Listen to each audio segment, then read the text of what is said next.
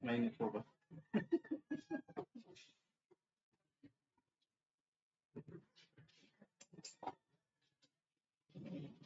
Pasensya na lang po yung ating live, computer, hindi po yan papalitan.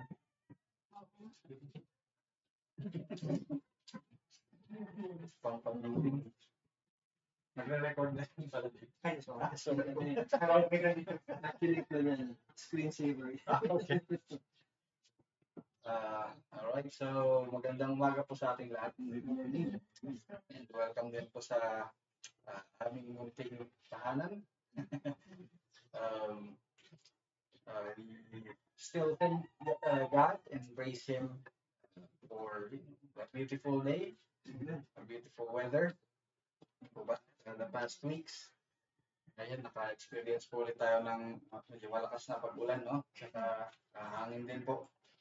At marami po naapektuhan. We pray for all of those who are affected. Um, may you be well. May God provide and comfort for you and for every one of us. Last Friday, yung prayer night, dito rin po. We also thank God for that. We were given a time to pray, no? Marami rin po tayong pinag-pray, no? Sa atin, lalo na sa church. Ayun, unang-una yung place of worship natin. We should continue to pray for that and also be active, ano, kung sakali may alam tayo, may mga iba tayong prospects na siya pwede nating puntahan at pwedeng kung anong ibibigay ni Lord ako maging place of worship ulit natin. For those who don't know, yung, we're looking for a place kasi hindi na po available yung dati natin yung unahan ngayon sa Bangpa. And so we're looking for a new place and, we continue to depend on God, on His leading. So, yeah. Marami pa tayong pinag-pray, no? Dami rin pong kakasakit ngayon. Friends, family members, relatives, loved ones, sakit. Prayed for them, prayed for you. Again, we trust in God's healing abilities. Ano po? Yun, marami. Itong nation natin, election na naman. So, marami rin ulit itong nangyayari. Nababalitaan. Dito lamang po sa ating syudad. Ano po? Marami po tayong kailangan pag-pray din. Even in other nations.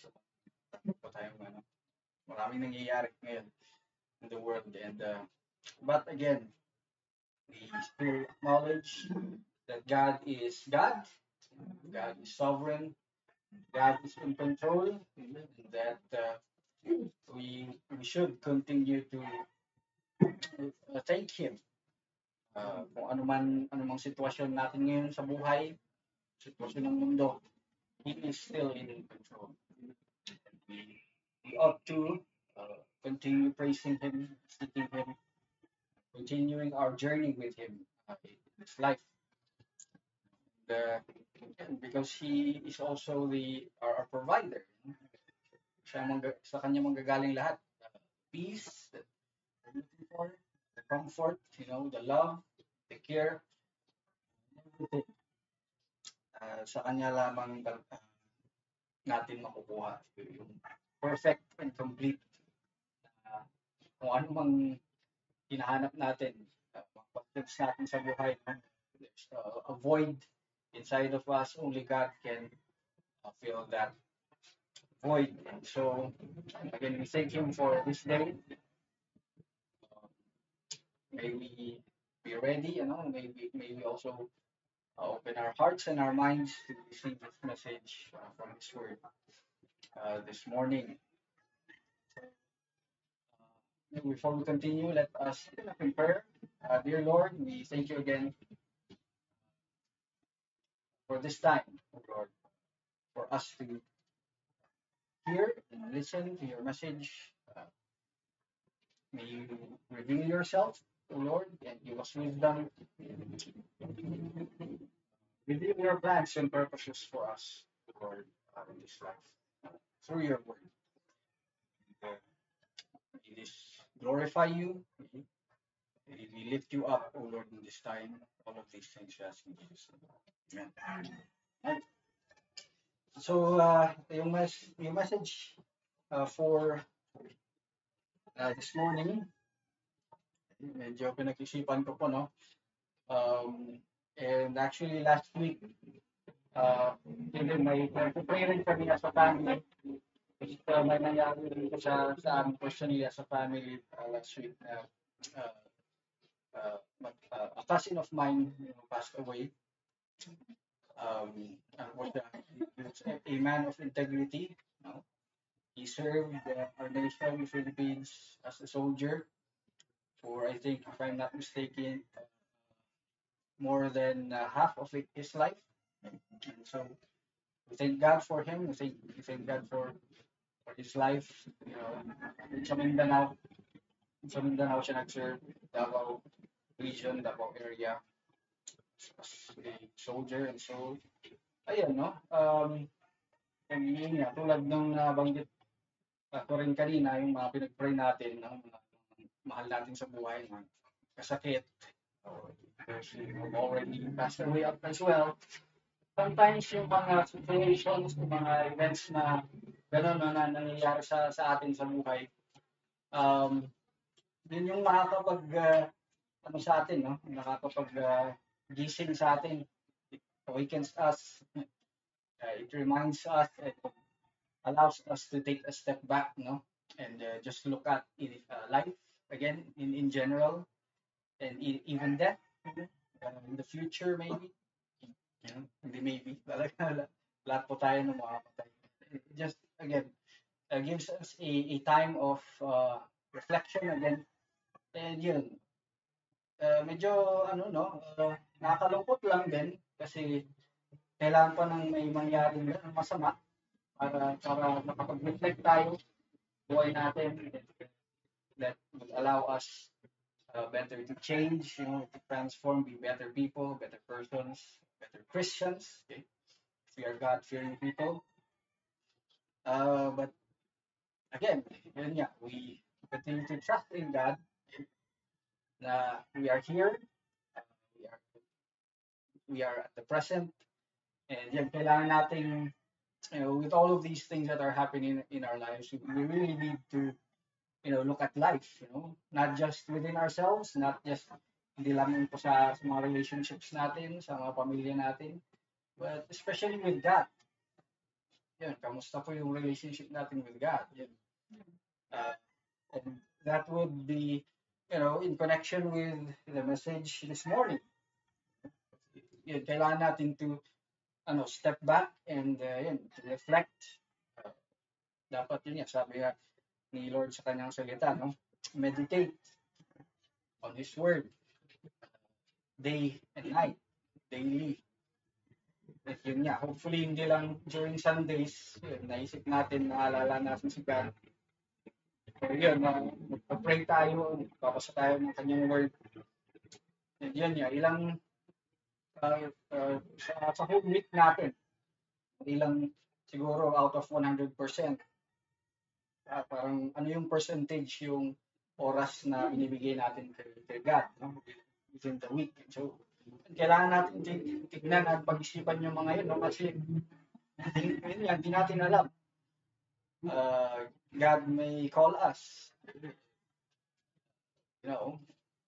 take our lives. Hindi natin alam. We do not know the day or time when we would also pass away.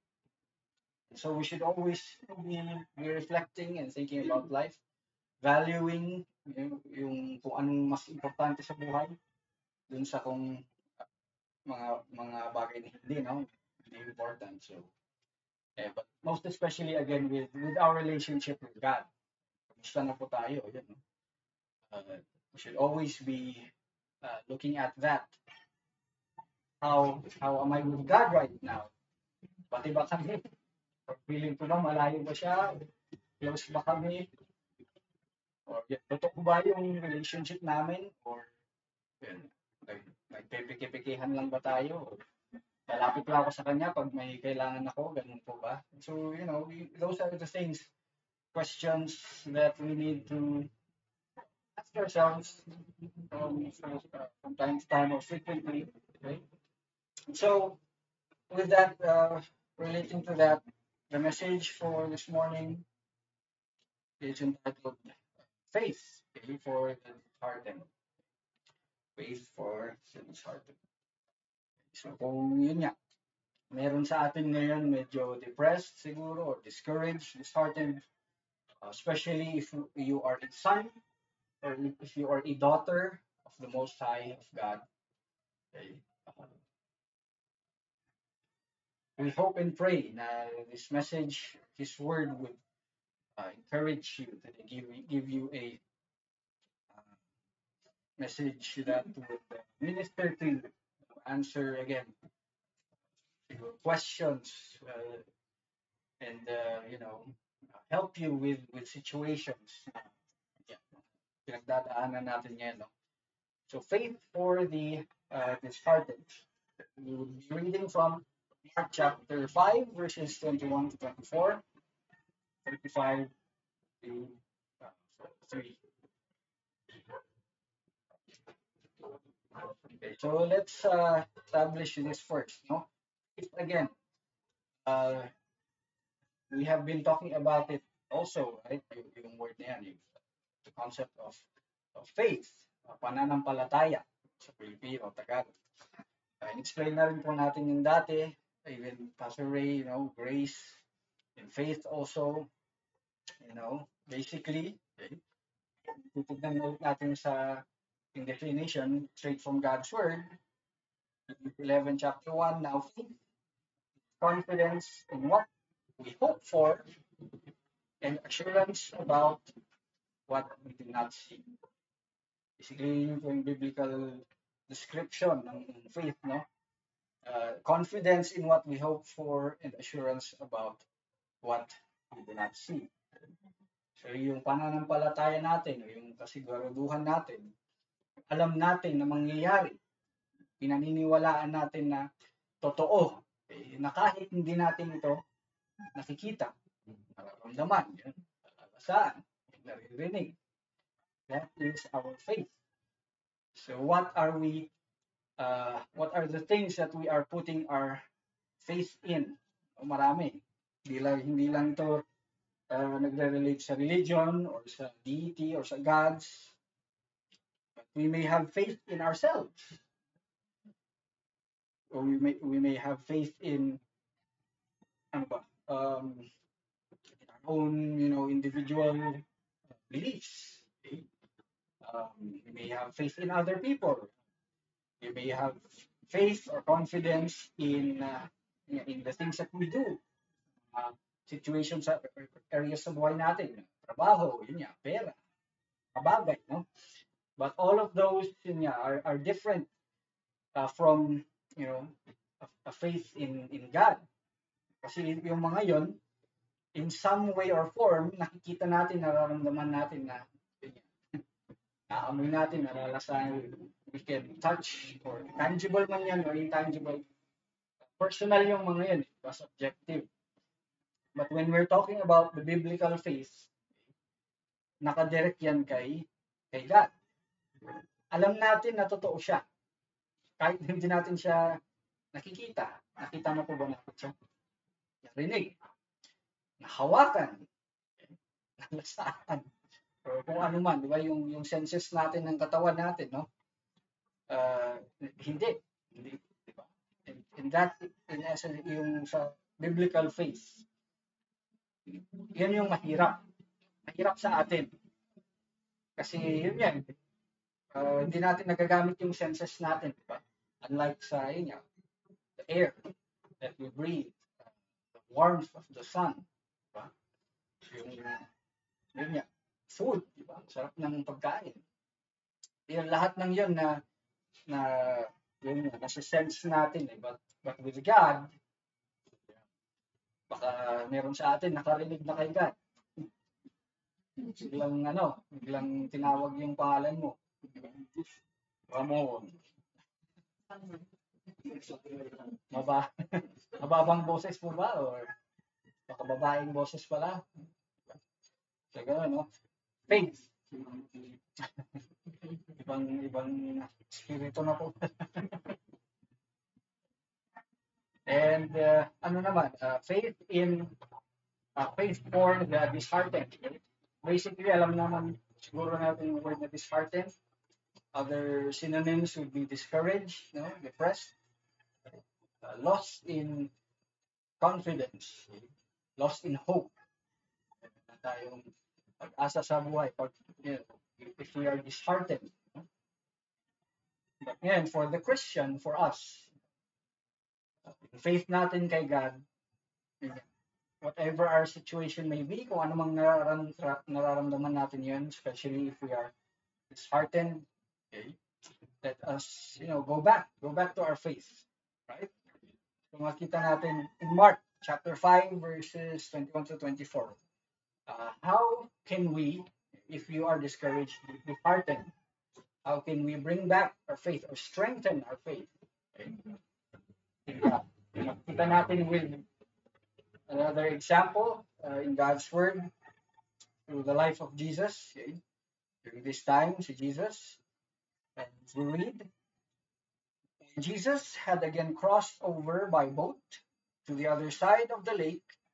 A large crowd gathered around him while he was by the lake. Then one of the synagogue leaders named Jairus came, and when he saw Jesus, he fell at his feet. He pleaded earnestly with him. He said, "My little daughter is dying. Please come and put your hands on her so that she will be healed and live." So Jesus went with him. Okay? So in this situation, kita natin niya. Jesus was doing his mission, the ministry, okay? Making God known. So he was proclaiming God's word, sharing God's word, and also doing things like miracles, healing other people, feeding the hungry, okay? Attending to those who needed, okay? Who had needs, okay? And so yun, meron naman biglang dumating si Jairus, synagogue leader. Kasi ito naman yung problema niya. Sabi niya, "My little daughter is dying. Please come and put your hands on her so that she will be healed and live." So yun, namamatay yung kanyang anak. So Jesus had already performed miracles. Yun nga, nagpagaling na siya ng mga may sakit. And so yun, nakita ni Jairus, may need din siya, lalo na sa kanya anak. So yun, talagang nakita niya si Jesus, and in his mind, in his heart, for the sake of his daughter, talagang gusto niyang lumapit kay Jesus and ask for help. So Jesus went with him. Right? Next, while Jesus was still speaking, some people came from the house of Jairus, the synagogue leader. "Your daughter is dead," sabi nila. "Why bother the teacher anymore?" Overhearing what they said, Jesus told him, "Don't be afraid, just believe." He did not let anyone follow him except Peter, James, and John, the brother of James. When they came to the home of the synagogue leader, Jesus saw a commotion, with people crying and wailing loudly. Nangyari, no?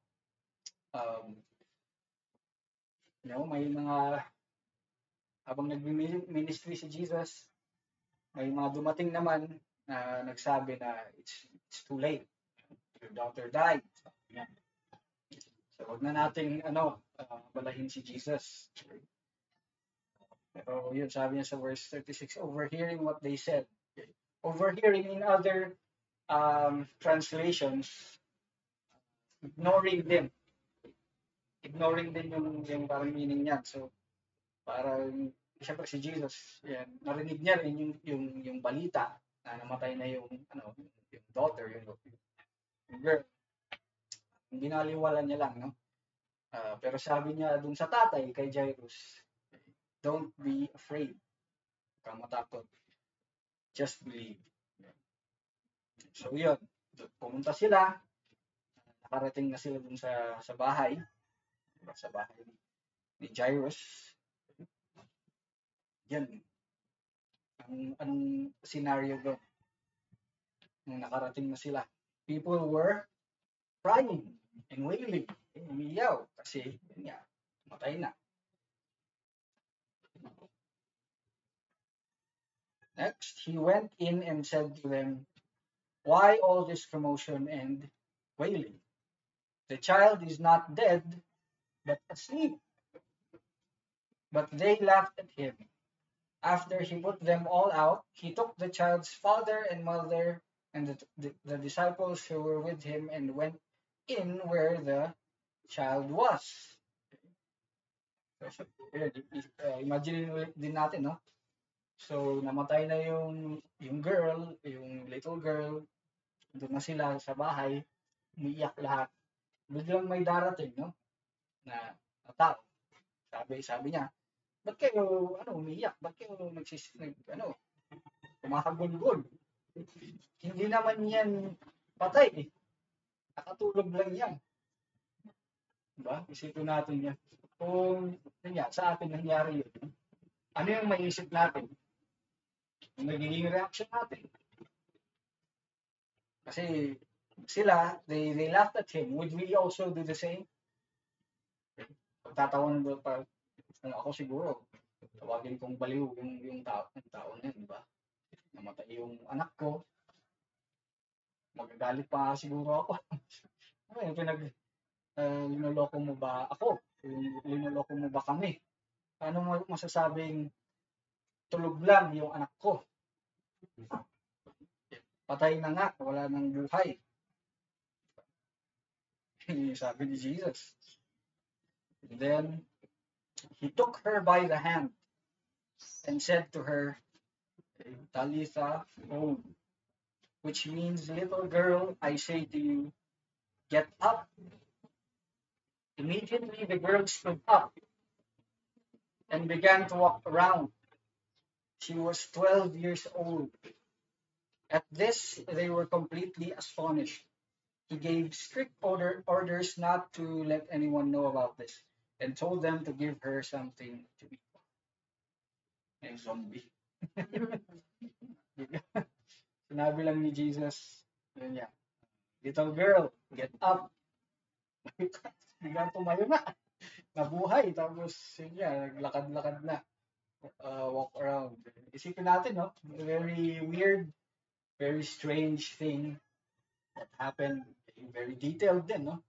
Inisip ko nga, if we imagine this happening to us right now, ano pa magiging reaction ng mga tao, matatakot siguro, yung pa, matatawa siguro, magagalit, yung nangyayari, confusion, everything, So, titignan natin yan, no? Yun nga, if we are imagining this, and kung mangyayari sa atin, kung tayo yung tatay, anak tayo, tapos mangyayari yun, ano magiging response natin? Yun nga, very, marami, no, siguro, emotions. Totoo ba? Ano nangyayari dito? Pero, I think for Jairus, no, he was joyful because he believed, naniwala siya sa kakayahan ni Jesus. He had faith dun sa ginagawa ni Jesus at that time, sa mga sinasabi niya. Kasi hindi naman siya lalapit kay Jesus kung, if he didn't even have, a hint of belief or faith kay Jesus. No? Kahit, maliit man lang yan na faith or pananampalataya. Okay? Makikita ni Jesus yan, no?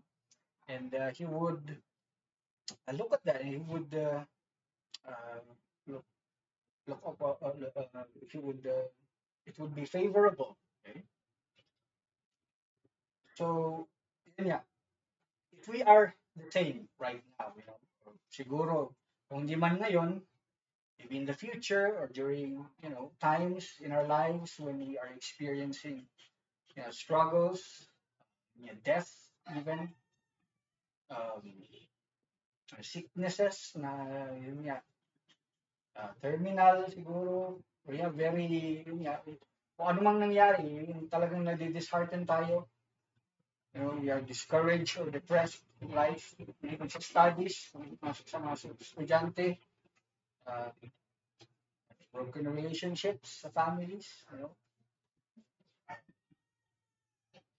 yun nga, sa career siguro, sa trabaho, biglang nabitawan tayo, or inisip natin yung future ng families natin, gano'n, future natin mismo. Okay. Babalik tayo, yun nga, kung saan dapat natin, kung saan dapat tayo mag-lean on, diba? Kung saan tayo humuhugot ng lakas sa buhay. Diba? And it goes back to our faith in God. Okay? And for God, for us today also, for His message, for you who are disheartened or discouraged, okay? This is His message for us. Focus on the healer's commands. Okay? Simple lang, no? Very basic. Tulad nung nangyari nun, okay, kay Jairus, isipin natin ulit. Yung mga nangyayari sa buhay, yun nga, trials and temptations, struggles, okay? Saan tayo makikinig? Kanino tayo makikinig? Sa sarili ba natin? Will we depend on our own emotions? Okay? Will we be depressed? Allow ourselves to be discouraged? Tao lamang po tayo, and that's normal. But would we allow that as Christians, lalong-lalo na as Christians, would we allow our emotions get the best of us, kumbaga? Or papayag ba tayo na yung mga emosyon natin ay yun na yung magdidikta ng pamumuhay natin, pag-iisip natin, paniniwala natin, yung actions natin, the words that will come out of our mouth, how we live? Or would we rely more on Jesus' words? God's word. Focus on the healer's commands. Kasi ano bang sabi niya? Jesus, again, ignored hearing the others niya.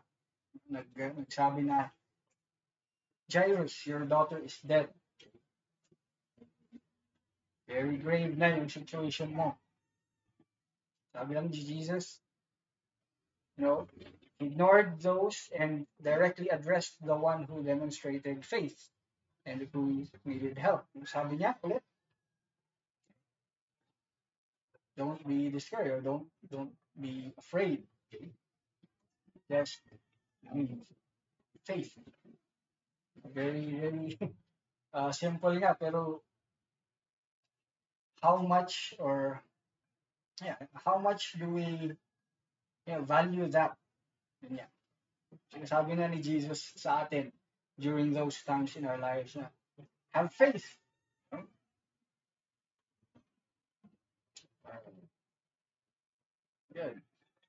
Do we even remember that, or remind ourselves of Jesus wanting us to be encouraged and strengthened with our faith?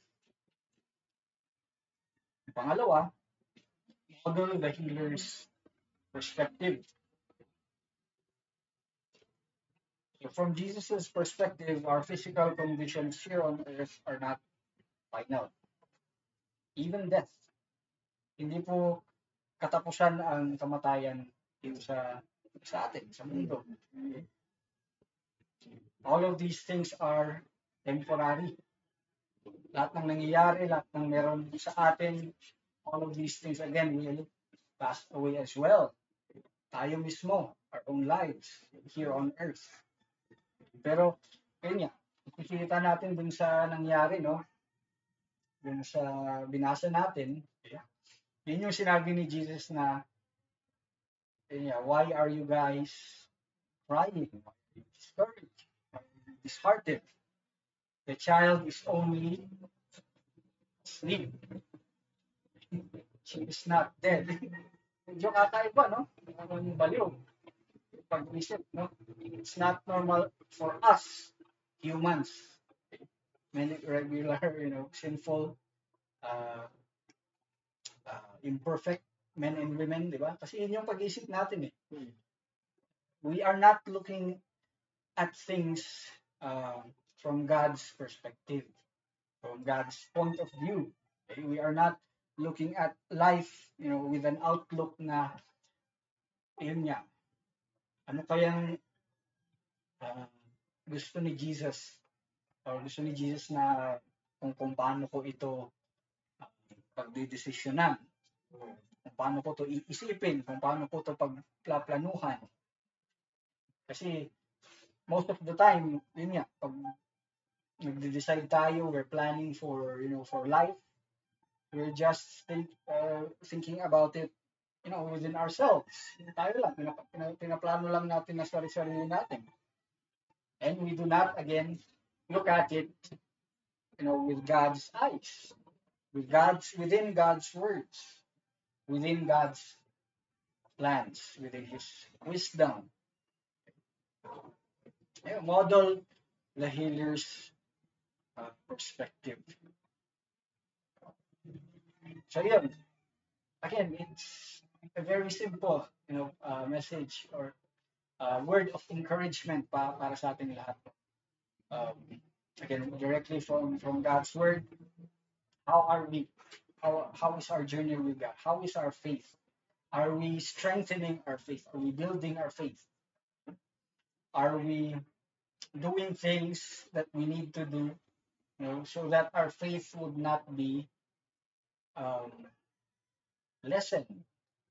Or, are we reading God's word? Are we doing God's word? Yun din. Are we obeying?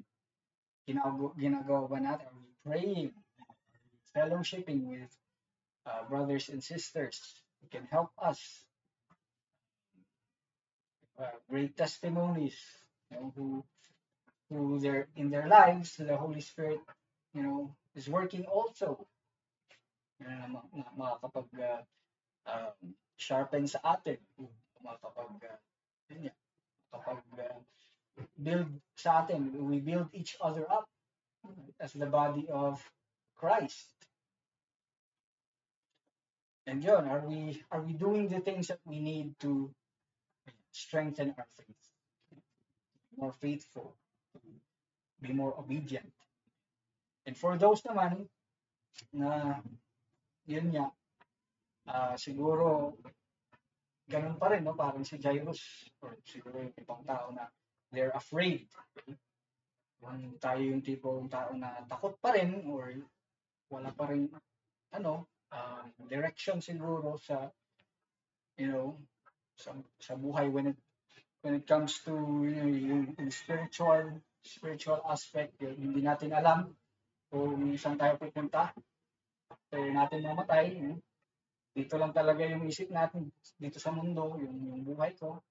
If we are afraid, we hope and pray that this message would also speak to you. There is more to this life than meets the eye, sabi sa English. Sabihin nun, hindi lamang po yung kung anong nakikita natin, nararamdaman natin na physical dito sa mundo, ang meron dito sa mundo. Meron po ang Diyos na buhay. God is alive and God is working in the lives of His children. And even all of His creation. Kailangan lang natin ulit ibalik yan, yung relationship natin sa Kanya. And yun, conclusion. Again, let's go to God's Word in Hebrews chapter 12, verses 1 to 3. Okay? Therefore, since we are surrounded by such a great cloud of witnesses, let us throw off everything that hinders and the sin that so easily entangles, and let us run with perseverance the race marked out for us, fixing our eyes on Jesus, the pioneer and perfecter of faith. For the joy set before him, he endured the cross, scorning its shame, and sat down at the right hand of the throne of God.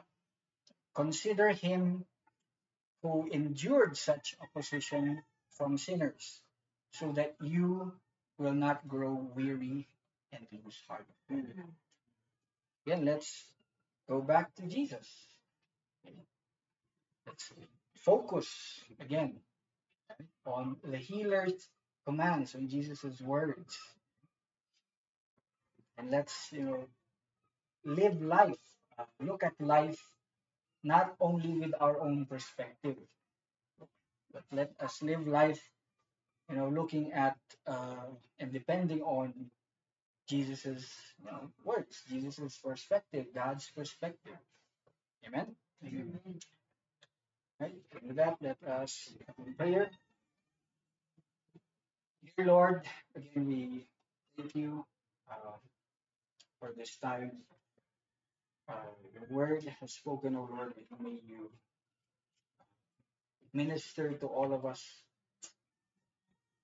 May you use, O Lord, your word again to reveal yourself and reach out to those who are still lost, O Lord, in this world. And just help us also strengthen our faith in you, be encouraged, O Lord, and again, go back to depending more on you and your word, Lord, and the things that you did here on earth, and be reflective, O Lord, and be sensitive to the things that you are doing right now in our lives as well. And we continue to depend also on your promises, O Lord, for they are true. For the things that would happen in the future. Thank you again, O Jesus, for giving us hope. Hope in the cross that you have given us, Lord, your gift of salvation, of eternal life, O God. As long as we repent of our sins, ask for forgiveness, and put our faith and trust in you, O Lord, and obey you for the rest of our lives until again that faithful day that you would come and you would judge the living and the may you be glorified. We continue to worship you, honor you, O God. Live lives worthy of the gospel, of your message, and um, that we may also influence and impact others, O Lord, to live the same. And again, fixing all of our eyes on you. All of these things we ask in Jesus' name. Amen. Let's walk. Have a blessed week.